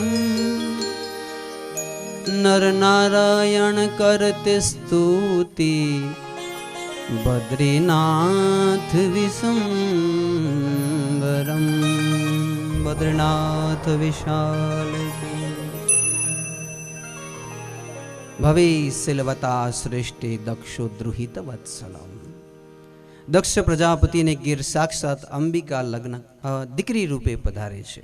એવી કથા છે કે શિવ ઘણા બધા વર્ષો સુધી આમ લગ્ન કરતા નથી અને ત્યારે 33 કોટી દેવતાઓ એને પ્રણામ કરી પ્રાર્થના કરીને વિનવે છે કે મહાદેવ કયા પ્રકારે લગ્ન કરશે, તો કે જગદંબાની આરાધના કરી, કારણ કે શિવ હર હંમેશા કુળદેવી આદ્યશક્તિ અંબિકાનું ધ્યાન ધરે છે। કોઈ તમને પૂછે કે શિવ હંમેશા સમાધિમાં બેઠા હોય તો કેનું ધ્યાન ધરે છે? તો આપણે નિસંકોચ કહી દેવું કે શિવ એ આદ્યશક્તિ અંબિકાનું ધ્યાન ધરે છે. માં ભગવતી, ભગવતીના બે સ્વરૂપ છે. એક સ્વરૂપથી ભગવતી એના પત્ની છે અને એક સ્વરૂપથી એ ધ્યાન ધરે એટલે શિવના પણ માં આદ્યશક્તિ બનીને બેઠા. શિવ પણ એને માં કઈ પુકારે, માં હું તારો બાળક, તારું ચરણારવિંદ મારી છાતી ઉપર મૂક. અને તમે જોજો ઘણી વખતે આમ મહાકાલી આમ છાતી ઉપર ચરણારવિંદ મૂકી બેઠા છે. એવું આદ્યશક્તિનું સ્વરૂપ છે. તો શિવ નિત્ય નિરંતરમાં જગદંબાનું ધ્યાન ધરે. દેવતાઓએ માં ભગવતીની ઉપાસના કરી, માં કૃપા કરો આ શિવ કોઈ હિસાબે લગ્ન કરે અને એના માટે તમે કંઈક કરો. તો જગદંબા કહે છે કે હું દક્ષને ઘેર દીકરી બનીને પ્રકટ થઈશ. અને પછી જગદંબાએ પેલા દક્ષ પ્રજાપતિને બ્રહ્મ જ્ઞાન આપ્યું. દીકરા, જેની પાસે બ્રહ્મ જ્ઞાન હોય એની ઘેર જ હું પ્રકટ થાઉં. તો દક્ષ પ્રજાપતિને બ્રહ્મ જ્ઞાન થયું. પછી માં ભગવતી સ્વયંભૂ જન્મ્યા નહીં, પ્રગટ્યા બાલિકા સ્વરૂપે. આમ ભગવતી દક્ષને ઘેર પધાર્યા અને આમ જગદંબા જ્યાં જ્યાં ચાલે ત્યાં કંકુના પગલા પડે. ભગવતી જે સુકાઈ ગયેલા ઠૂંઠા સામે આમ દૃષ્ટિ કરે તો આમ સુકાઈ ગયેલો ઠૂંઠો આમ નીલો ઉછમ આમ અંદર કુંપર ફૂટવા લાગે. જે ઝરણાઓ સુકાઈ ગયા હોય એની માં જોવે તો એ ઝરણા વહેવા લાગે. મળદાની સામે માં દૃષ્ટિ કરે તો મળદા બેઠા થઈ જાય. આવી આદ્યશક્તિ જગદંબા જ્યાં જ્યાં વિચરે ત્યાં દરેક મનુષ્યના મનોરથ પરિપૂર્ણ થાય. દીકરી 8 વર્ષના થયા ત્યારે માં ભગવતી એમ કહે છે કે હવે મારું સ્વયંવર કરું. કારણ કે એને તો ખબર હતી ને શિવ સાથે પરિણય કરવું. એટલે દક્ષ પ્રજાપતિ પૂછ્યું કે એ તો કહો માં, સ્વયંવર તો કરું પણ આપણે કોને વરસો? ભગવતી ખડખડાટ હસવા લાગ્યા કે એ તો મહાદેવને, શંભુને હું વરીશ. દક્ષ પ્રજાપતિને આ શંભુ સાથે બહુ ગમતું નહીં, બનતું નહીં. એના સ્વભાવ મેચિંગ ન થતા. કારણ કે એને 1000 પ્રકારના ચંદનોથી નાઈને અલગ જાતના સેન્ટો લગાડવા અને ભભકા કરવાને એ દક્ષને બહુ ગમે. અને પહેલાં તો શમશાનમાં રહે તો બેન ભાઈબંધી ક્યાંથી થાય તમે કહો? એટલે દક્ષ કહે છે કે દીકરી તું એક કામ કર, નારાયણથી લગ્ન કર. કારણ કે એનો વૈકુંઠ તું એકવાર જોઈશ તો જોતી રહી જઈશ. ભગવતીએ લાલ આંખ કરી, ત્રીજી આંખ લબકારા મારવા લાગી. તું ભૂલી જાય છે હું તારી દીકરી ભલે છું પણ હું આદ્ય શક્તિ છું. હું વરીશ તો શિવને વરીશ. દક્ષ વિચારે હવે શું કરવું. પછી એણે વિચાર કર્યું કે આપણે આપણો પુરુષાર્થ તો કરીએ. માણસે શું વિચારે, જે થવાનું છે તે થાય. એટલે એને સ્વયંવર રચ્યો. બ્રહ્માજીને, વિષ્ણુ ભગવાનને આમંત્રણ આપ્યું, 33 કોટી દેવોને બધાને આમંત્રણ આપ્યું, પણ શિવને આમંત્રણ ના આપ્યું. આમ બધા બેઠા, હાથમાં માળા દીધી, લે બેટી આમાંથી તને જે ગમે ને એના ગળામાં તું માળા પહેરાવ. ભગવતી દક્ષની સામે જોવા લાગે કે આ બાપ છે નહીં તો હમણાં તારું કોડિયો કરી જાઉં, તને ભસ્મ કરી જાઉં. ચારે બાજુ ફર્યા, આમ વિષ્ણુની સામે જોયું. ભગવાન ઊભા થઈને પ્રણામ કરવા લાગ્યા. આ તો જગદંબા છે, જેની સામે જોયે ઉઠી ઉઠીને પ્રણામ કરે. જગદંબા કહે આમ કેને વરમાળા પહેરાવું? દેશ પરી વિદેશ પરી માળું દીઠા લખ 4, પણ જેને જોઈને મારા નયણા ઠરે એવા માળું ના પડ્યા દુષ્કાળ. કેને માળા પહેરાવી? પછી ભગવતી યાદ કરી એમ કહે કે હે શ્યામ સદાશિવ, મેં મન કર્મ વચનથી તમારું જ ભજન કર્યું હોય તો લેવ આ ધરતી ઉપર તમારા નામથી એ આ શિવને માળા. આમ હજી કરવા જાય તો જે માળા હતી ત્યાં લિંગાકાર પ્રકટ થયું, અડધા આકાશ ને પૂછી જાય એટલો જબરું આમ ધગધગતા લાવા રસ જેવું. અને એની અંદર કોણ હતા તો કે કર્પૂર ગૌરમ કરુણાવતારમ સંસાર સારમ ભુજગેન્દ્ર હારમ. ભગવાન શિવ પ્રગટ થયા. એવું દેદીપ્યમાન સ્વરૂપ. અને માએ જે માળા પહેરાવી એ પાછા શિવના ગળામાં. જગદંબાએ પ્રણામ કર્યા, શિવે હાથ પકડ્યો. દક્ષ ફેરા તો દે એમ ન હતો, એટલે શિવજી હાથ પકડીને હાલતા થયા. અને આજથી તમારું કન્યાદાન મેં સ્વીકાર્યું એમ કહીને. પછી દક્ષ પ્રજાપતિને થયું કે આનો બદલો કેમ લેવો, એટલે કનખલમાં એમણે બૃહસ્પતિ સૌ નામનો યજ્ઞ કર્યો. બધાને આમંત્રિત કર્યા, પરંતુ એ શિવને આમંત્રિત ન કર્યા. અને એવા બ્રાહ્મણો જે દક્ષનું કીધું માને એને જ બોલાવ્યા. જે એમ કે ના આમાં શિવ તો જોઈએ તો એને નહીં બોલાવાના. સામે બોલે એ બ્રાહ્મણ ન જોઈએ, હું જેમ કહું તેમ કરે એવા ઋષિઓ જોઈએ.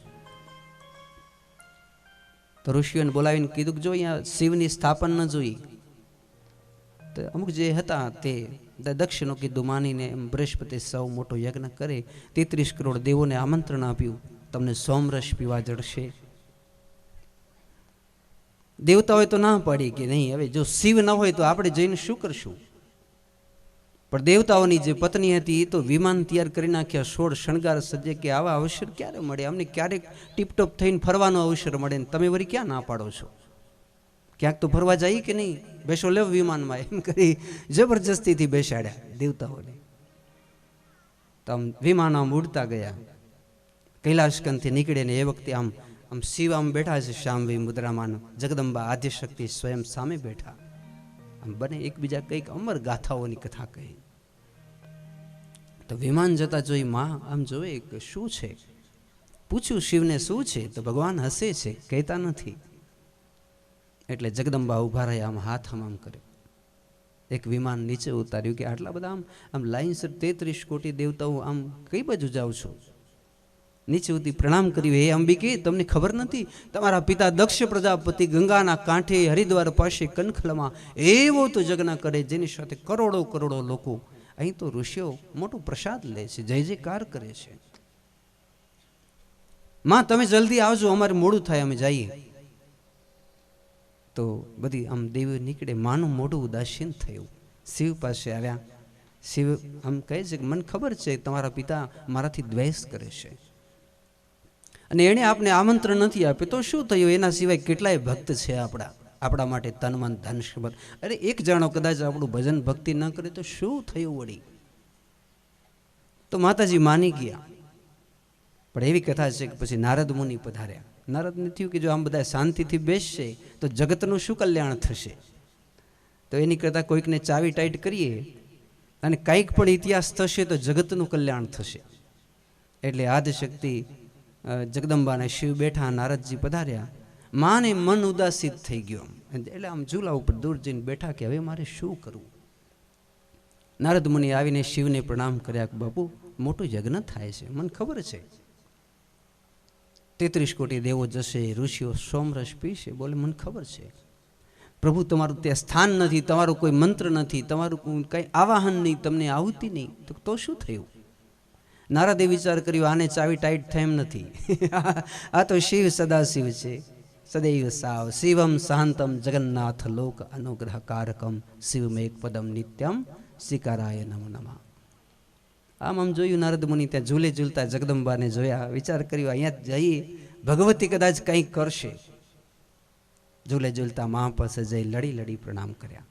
હે માં, હે આદ્યશક્તિ, હે વિશ્વેશ્વરી, હે બ્રહ્માંડ ભાંડોદરી આદ્યશક્તિ, તમારા પિતાજી મોટો યજ્ઞ કરે છે. આટલું કીધું ત્યાં તો અંદર તો બધી આમ લાય બળતી હતી કે બધાને બોલાવે, મારા પિતાએ કેમ મને આમંત્રણ આપ્યું અને એને ખબર નથી કે હું આદ્યશક્તિ. માં કહે છે આ જુઓ ને શિવ ના પાડે છે કે આપણે નથી જવું, તો આપણે નથી જવું. નારદે ધીમે રહીને કહ્યું કે માં, આજે કદાચ દક્ષના યજ્ઞમાં શિવનું સ્થાન નહીં હોય તો હવે પછી ભવિષ્યમાં ભારત વર્ષના કોઈ બ્રાહ્મણો કોઈ પણ યજ્ઞમાં શિવને આસન નહીં આપે. એક પ્રથા થઈ જશે. માં તમે જો શિવની પૂજા ઈચ્છતા હો, તમારા પતિનું કલ્યાણ ઈચ્છતા હો, કે મહેશ્વરની સદૈવ સતત પૂજા હોય તો માફ કરજો, પણ માં ભલે તમારા પિતા હોય પણ એને થોડોક પરચાની જરૂર છે, કંઈક પરચો દેવે નહીં. જ્યાં આટલું કીધું ત્યાં તો જગદંબા સિંહ ઉપર આમ ઊભા થઈ ગયા ને આમ જ્યાં ત્રાણ પડી ત્યાં તો સિંહ બાજુમાં આવી ગયા ને ભગવતી સિંહ ઉપર બેસી ગયા અને માની 18 ભુજામાં આયુધ આવી ગયા. ત્રીજી આંખ આમ અગ્નિના લબકારા મારવા લાગી, જાણે હમણાં ભસ્મ થઈ જશે આખું કૈલાશ. શિવજી વિચાર કર્યું કે આ નારદે કામ બગાડ્યું છે, જે થાય તે. પછી તો એ ભગવતી આમ શિવ પાસે આવ્યા ત્યાં તો ભગવાન શિવે પણ હજારો ગણો માં આ તમારી સાથે આવશે. અને ભગવતી ચાલ્યા. આમ ઘડીકમાં તો કનખલ પહોંચી ગયા. ભગવતીની સવારી જોઈ દેવતાઓ લડીને પ્રણામ કરે. પ્રણામ ન કર્યા તો એક દક્ષ પ્રજાપતિએ, અને દક્ષ પ્રજાપતિની પાસે જેને ઘણી દક્ષિણા લેવી હતી એ બ્રાહ્મણો પણ માને પ્રણામ નથી કરતા.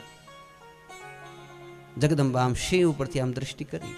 પોતાની 15 બહેનો હતી, 16માં પોતે હતા. 15 બહેનો જોઈએ તો આમ 16 શણગાર સજી, અરે આમ સોનાની કિનારીવાળી સાડીઓ પહેરીને આમ એવી શોભતી હતી. એણે વિચાર થયું કે આ બહેનોને ક્યારેક મળે તો આમ એકબીજાને ભેટે કે નહીં. માએ પોતાની બહેનો સામે જોયું.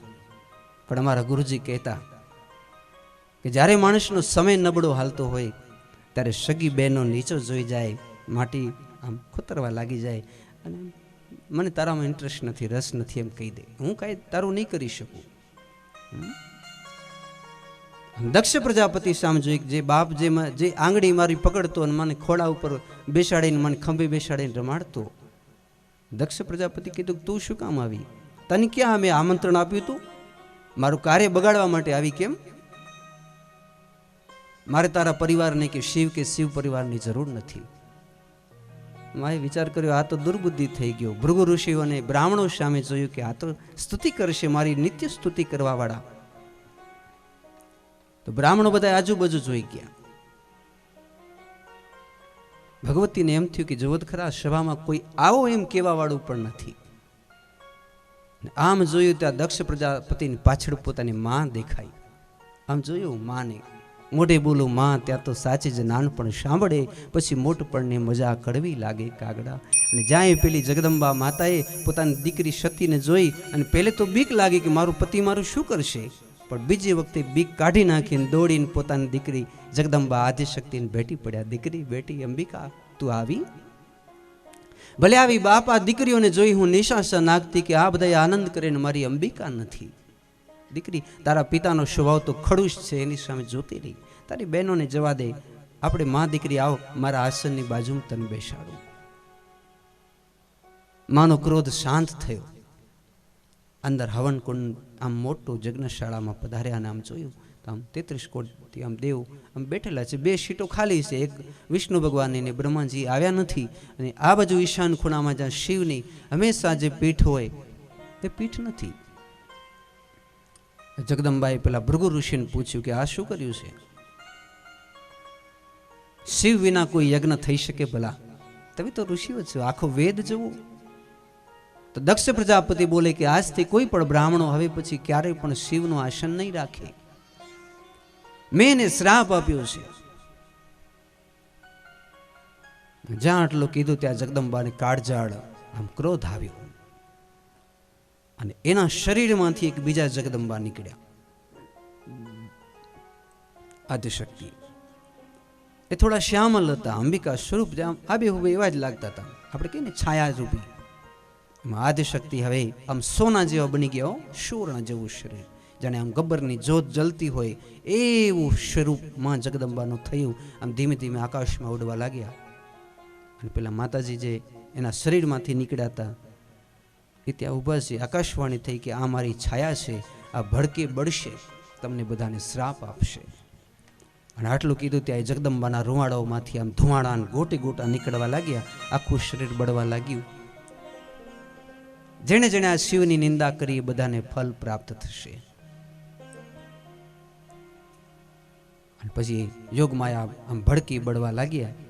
ત્યારે જગદંબાની જે રક્ષા કરવા માટે પેલા વીર ગણો જે આવેલા હતા એ દોડ્યા દક્ષને મારવા માટે. ત્યારે મંત્ર દ્વારા પેલા ભૃગુ ઋષિએ હવનના કુંડમાંથી અલગ અલગ અસુરોને પ્રકટ કર્યા લડાઈ કરવા માટે. પછી તો એમ કહેવાય છે વીરભદ્ર પ્રગટ થયા, ભગવતી મહાકાળી સ્વરૂપે જગદંબા શિવની શક્તિ મહાકાળી પણ પ્રારંભ થયા. અને ઘડીકમાં તો અહીં પહોંચી આવ્યા. જટા પછાડીને વીરભદ્ર પ્રકટ થયા. તુમુલ યુદ્ધ થયું. હવે મારે એ કહેવું છે કે જેણે જેણે શિવની નિંદા કરી હતી આ બધાને પરચો પ્રાપ્ત થયો. હરિ ઓમ તત્સત. દક્ષ પ્રજાપતિએ શિવની બહુ નિંદા કરી તો વીરભદ્રએ એનું માથું કાપીને હવનમાં હોમી દીધું. ભૃગુ ઋષિએ ભગવાનની બહુ જ નિંદા કરી શિવની. તો બ્રાહ્મણનું જે રત્ન અને ઘરેણું છે એ જૂટવી લીધું. એની શિખા એ છીનવી લીધી. એમાં એક દેવ બહુ હસતા હતા જેનું નામ પુષાદેવ. આપણે પુરખા દાદા કહીએ ને, પુરુષાદેવ. આમ હસતા હતા. શિવની નિંદા થાય ને મજા આવતી હતી. દક્ષ ગાળો બોલે કે આડોવડો બોલે તો રાજી થતું હતું. વીરભદ્રે દોડીને એક તમાચો માર્યો, 32 દાંત તૂટી ગયા. એક ભગ નામનો દેવ હતો, એ આંખ મિચારા બહુ કરતો હતો. આપણા માણસોને પણ ઘણી ટેવ હોય કે આમ કંઈ પણ કોકની નિંદા કૂથલી થતી હોય તો આંખ બિચારા દીધા રાખીએ આમ. તો પેલા વીરભદ્રએ દેવતા એની આંખ કાઢી લીધી, બે ખેંચી લીધી.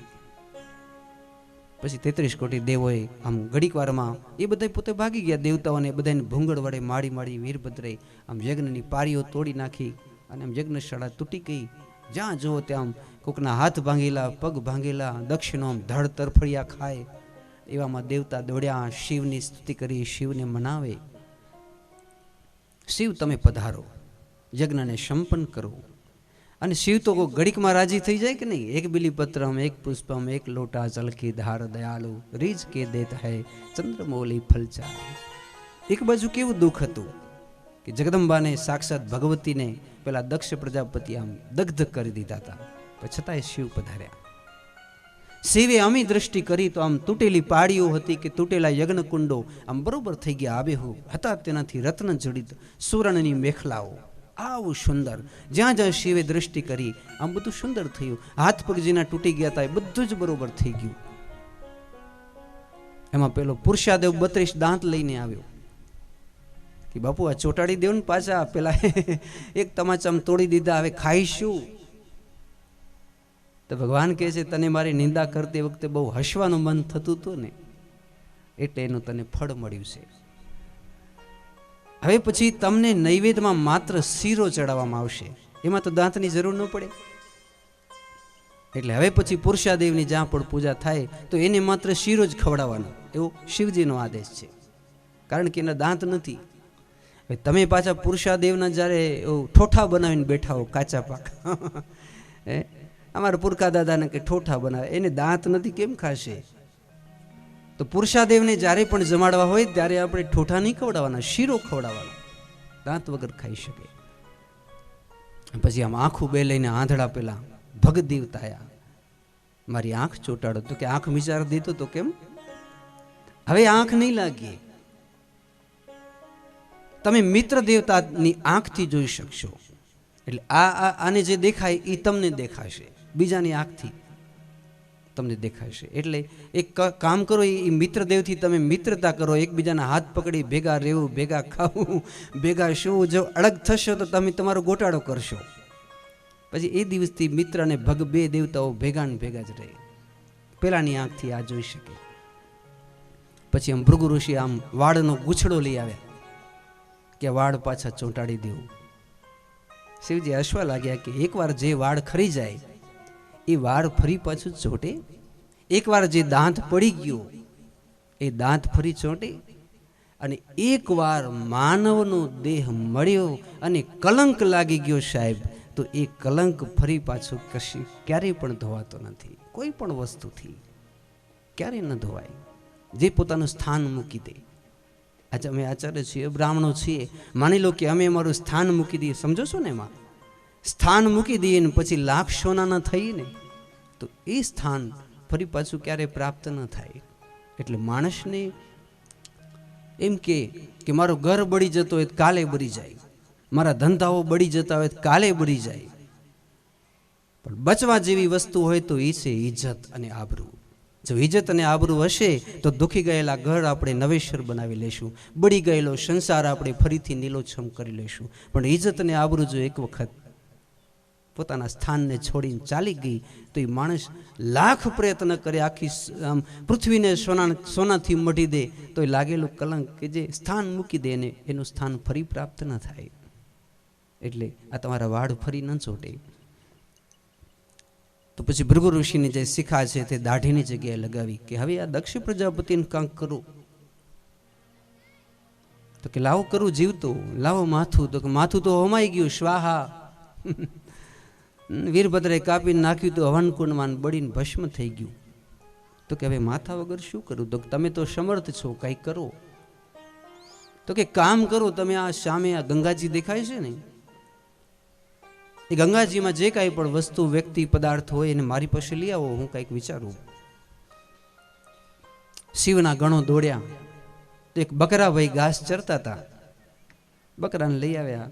શિવજીએ કંઈક મંત્ર બળે આમ તેનું માથું આમ એમાં બકરામાંથી છૂટું થઈ દક્ષ પ્રજાપતિને લાગ્યું. ભગવાને આમ હાથ ફેરવ્યો ત્યાં તો દક્ષ સજીવન થઈ ગયો. આમ જોઈ શિવને હાથ જોડી પ્રણામ કરે.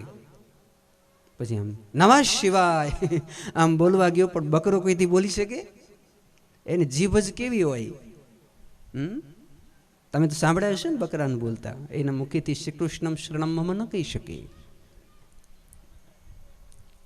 પછી પેલા શિવના ગણો એને આમ ગુસ્સે કરવા માટે દર્પણ બતાવ્યો, અરીસો બતાવ્યો. જુઓ તો દક્ષ પ્રજાપતિ તમારો ચહેરો કેવો લાગે છે. આવા લાંબા લાંબા આવડા આ આંકડી આમ વીટાઓ લઈ લઈને શિંગણા આમ લાંબા લાંબા બુચકી દાઢી પેલા બકરાની, અને આમ કરે તો આમ કાન આડાવડા થાય ને, આમ તો આમ આખો ચહેરો બકરાનો જોઈને આમ માથું ધોણાવે કે આ શું થઈ ગયું. એટલે સુખદેવજી મહારાજ કહે, રાજન પરીક્ષિત, અદ્ભુત એવું મનુષ્ય દેહ, એમાંય પછી પ્રજાપતિની ડિગ્રી પ્રાપ્ત થઈ. અને છતાંય આ દક્ષ પ્રજાપતિ સંપૂર્ણ જીવન પર્યંત નિંદા જ કરી. કોઈ દિવસ પોતાના મુખેથી સારા વાક્યો, સારા મંત્રો, સારા શ્લોક બોલી જ ન શક્યો. અને એનું ફળ એ પ્રાપ્ત થયું કે અંતે બકરાનું મુખ પ્રાપ્ત થયું. આપણે પણ શ્રી કૃષ્ણમ શરણમ મમ નહીં કહીએ તો બીજા જન્મમાં આવી સુંદર જીભ ભગવાન દેશે કે નહીં, શું ખબર. બીજા જન્મમાં શેની જીભ મળે? ઊંટની જીભ મળશે કે બકરાની મળશે કે કેની જીભ મળે?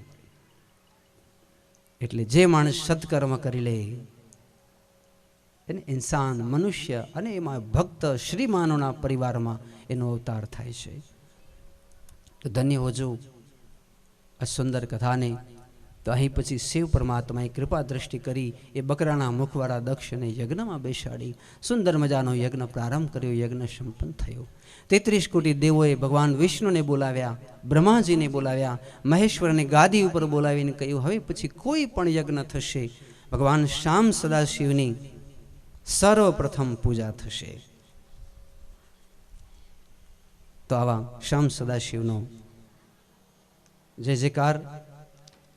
અધ્યાયની જ્યારે પૂર્ણાહુતિ કરીએ ત્યારે આવો 2 પંક્તિઓ જોઈએ. છે મંત્ર સદા મંગલકારી,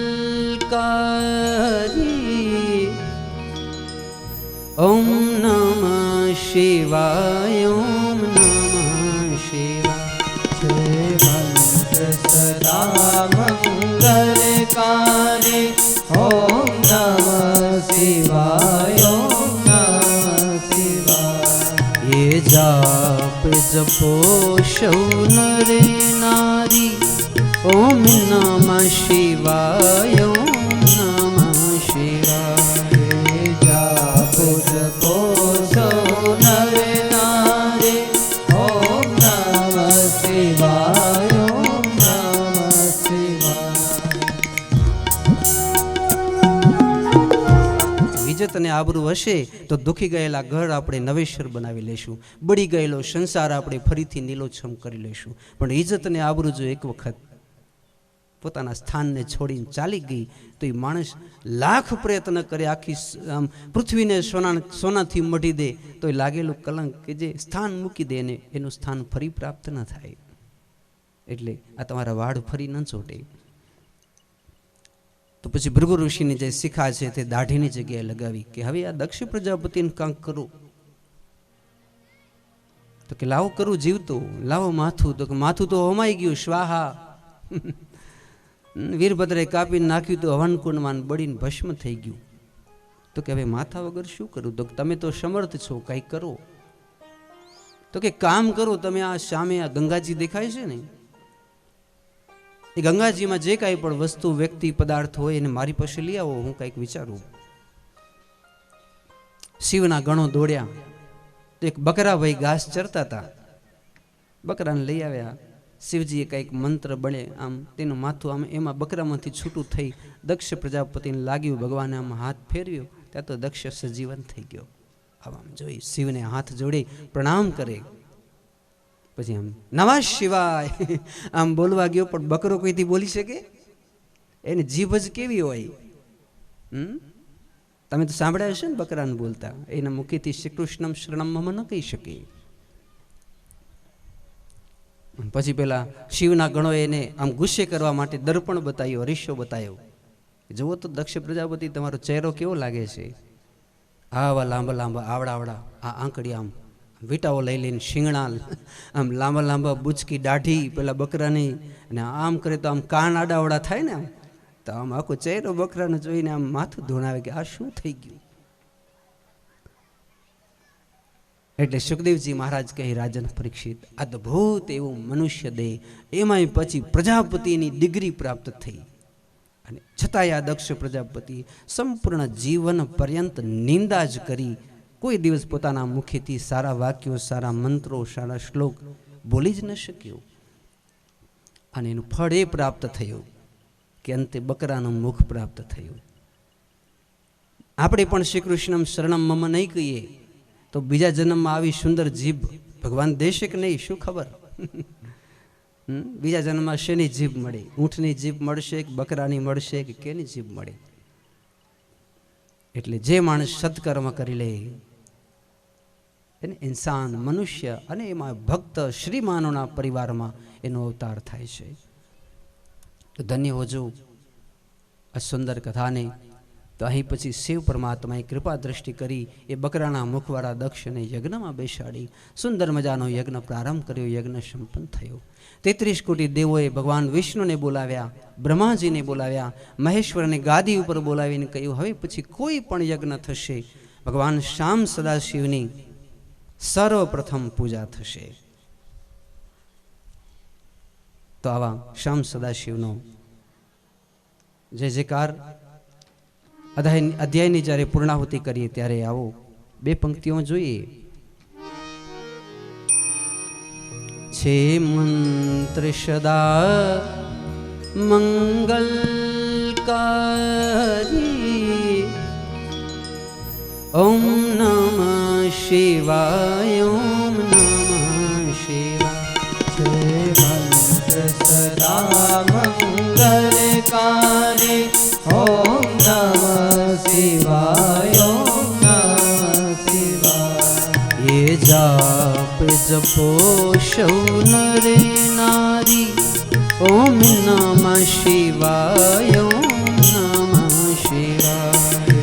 જાપ જપો સૌ નરે નારી, ઓમ નમઃ શિવાય, ઓમ નમઃ શિવાય.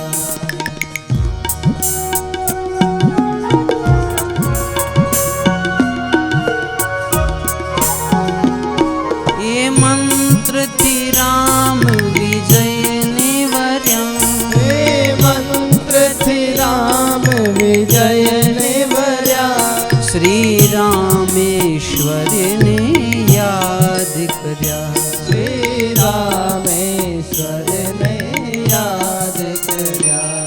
કરી પૂજા શિવને પ્રશ્ન કર્યા, કરી પૂજા શિવને પ્રસન્ન કર્યા. ઓમ નમઃ શિવાય, ઓમ નમઃ શિવાય.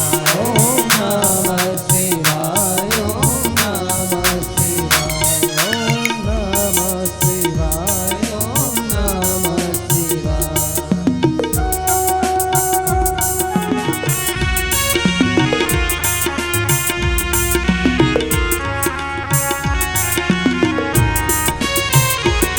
ઋષિ મુનિઓ જેને ધ્યાને છે, મુનિઓ જેને ધ્યાને છે, વળી વેદ પુરાણોના પાને છે. વળી વેદ પુરાણોના પાને છે. બ્રહ્મા વિષ્ણુ એને વખાણે છે, બ્રહ્મા વિષ્ણુ એને વખાણે છે. ઓમ નમઃ શિવાય, ઓમ નમઃ શિવાય. ઓમ નમઃ શિવાય, ઓમ નમઃ શિવાય. ઓમ નમઃ શિવાય, ઓમ નમઃ શિવાય. ઓમ નમઃ શિવાય, ઓમ નમઃ શિવાય. એ મંત્ર છે સદાયે શુભકારી, એ મંત્ર સદા છે શુભકારી. ભવસાગર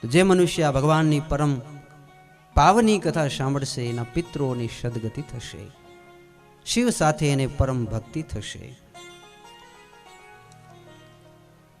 એ કથા પરિપૂર્ણ થયા પછી આગળના અધ્યાયમાં ઉતાનપાદ રાજાની કથા આવે.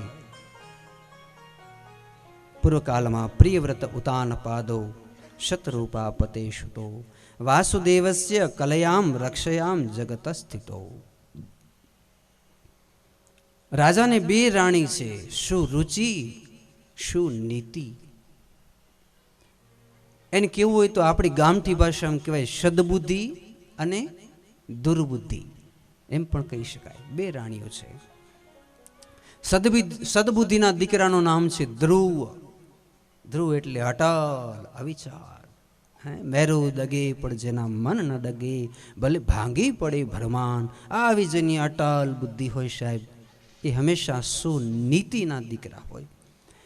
જે નીતિનું ધાવણ ધાવીને મોટા થયા હોય એ દીકરાઓ ધ્રુવ જેવા થાય. બીજા દીકરાનું નામ છે ઉત્તમ. આમ જોઈએ તો ઉત્તમ શબ્દનો અર્થ શું થાય? ઉત્તમ એટલે સૌથી શ્રેષ્ઠ. પણ પૂજ્ય ડોંગરી મહારાજ એનો અર્થ બીજો કરતા. ઉત્તમ એટલે એવો કે જેને ઉત્તમ ગમે. એ એમ કે મારા બાપુજીને એમ કે હું તો જ જમીશ કે મને 50,000નો મોબાઈલ લઈ દો, મને ઉત્તમ વસ્તુ ગમે છે. હું તો જ ગમીશ કે મને આ ગાડી તમે લઈ દો, આ લાખો કરોડો રૂપિયાવાળી, તો જ હું ખાઈશ. તો કહું કે મારી કન કાંઈ છે નહીં, મારે ટૂંપો ખાવો પડશે. તો કહો ભલે ખાઈ લો, વાંધો નહીં, બાકી મને તો આ બધું ઉત્તમ વસ્તુ જોશે જ. ને આસુ ઘરમાં રોજ ખીચડા રાંધીને બેઠા છો. મને તો ઉત્તમ ભોજન જોશે. મારું કહેવાનો ભાવ તમે સમજજો. ઉત્તમ ભોજન ગમે, ઉત્તમ વસ્ત્રો ગમે, ઉત્તમ મોબાઈલ ગમે, ઉત્તમ ગાડીઓ ગમે. માતા પિતાને ભલે સુખી થવું હોય તો ભલે, દુઃખી થવું હોય તો ભલે, સ્વર્ગમાં જાય તો ભલે, પ્રેત થાય તો ભલે, એને પોતાના પરિવારને વંશની કીર્તિની કાંઈ પડી ન હોય. એ કેના દીકરા છે? દુર્બુદ્ધિના દીકરા છે. એને કશી આમ પરવા જ ન પડી હોય. આવી કથા છે. પૂજ્ય ડોંગરી મહારાજ આ કથાને આવી રીતે વર્ણવતા. તો એક દિવસ આ ધ્રુવજી મહારાજ પોતાના પિતાના ખોડામાં બેસવા જાય તો પેલી માતાનું નામ શું હતું? સુરુચિ. એ એમ કહે છે કે તું આ ગાદી ઉપર તો જ બેસી શકે મારા પેટેથી મારો દીકરો થઈને જો તું પ્રગટ થા. અને એ કરવા માટે તારે ભગવાનનો તપ કરવા જવું પડે. એક કામ કર, આ બધું તું ભગવાનનો તપ કરવા જા. ભગવાનને કહેજે કે હું સુરુચિને પેટેથી એનો દીકરો થઈને જન્મું તો દીકરા હું તને રાજગાદી ઉપર બેસાડીશ. બાકી તું પેલી શું નીતિ અડમા નીતિનો દીકરો છો ને, તો હાલતો થા. આ ગાદી ઉપર બેસવાનું તારું કામ નથી. હાથ જલે આમ હડશેલો આપ્યો. ધ્રુવજી રડવા લાગ્યા. પોતા બાપુજીને કહેવા લાગ્યા કે બાપુજી મને તમારા ખોડામાં બેસવું છે, બા મને બેસવા દેતા નથી. ત્યારે મને ક્યારેક અચરજ થાય કે આ તો સતયુગની કથા, અને સતયુગમાં શું માણસો માથું ખંજવાળતા હશે? આમ કથા જોઈએ તો એવી જ લાગે છે કે બાજુમાં પેલી બેસવા નથી દેતી દીકરાને, અને આ મર્દ મુછારો માણસ કંઈ કહી નથી શકતો. એટલે રડતા ચાલ્યા થયા. આમ ચાલીને માં પછી ગયા. માં મારી માએ મારું મોટું અપમાન કર્યું. બાપુજીએ મને ગોદમાં બેસવા ન દીધું. મને એમ કીધું કે તપ કરીને તું મારા પેટે પ્રગટ થા. જજો હવે શું નીતિ કેને કહેવાય?